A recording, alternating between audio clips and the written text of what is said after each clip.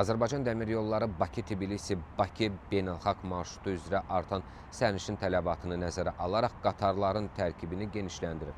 Qurumdan bildirilib ki, iyulun 10-dan etibarən marşrut üzrə hərəkət edən qatarlara əlavə 3 standart plus tipli yataq vaqonu qoşulacaq. Bununla da hər reys üzrə sərnişin tutumu 178 yerdən 282 yerə çatdırılacaq.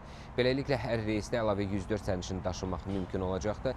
Əlavə vaqonlara biletlərin satışı da artıq başlayıb. Yeni vaqonlarda gediş haqqı hazırda istifadə olunan Stadler vaqonları ilə müqayisədə daha münasib olacaq. Bakı-Tbilisi marşrutu üzrə minimum bilet qiyməti 65 manat 20 qəpik, Gəncədən 49 manat 30 qəpik, Yevlaxdan 53 manat 30 qəpik, Ağstafadan isə 45 manat 30 qəpik təşkil edəcək.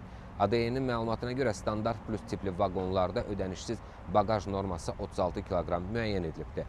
Sərnişinlər üçün səyyar catering xidməti də təşkil olunacaq. Bu arada Azərbaycan Dəmir Yolları Bakı-Tbilisi-Bakı marşrutu üzrə gündüz reyslərinin açılmasının hazırda gündəmdə olmadığını da açıqlayıbdır. Qurumdan bildirilib ki, bu istiqamətdə hər hansı iş aparılmır.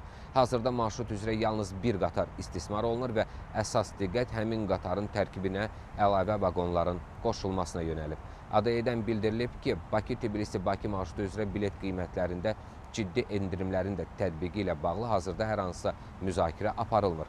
Qeyd edim ki, mayın 25-dən iyulun 6-sına dək Bakı-Tbilisi-Bakı marşrutu üzrə 25 minə yaxın bilet satılıb, 14 minə yaxın sərnişin daşınıb. Səyahət edənlərin təxminən 40%-i Gəncə, Yevlax, Ağstafa və digər bölgə stansiyalarından qatara minib. Ümumilikdə isə bu ilin ilk 6 ayında Azərbaycan Dəmir Yolları ilə 5,4 milyondan çox sərnişin daşınıb. Bu göstərici ötən ilin eyni dövrü ilə müqayisədə təxminən 20% çoxdur.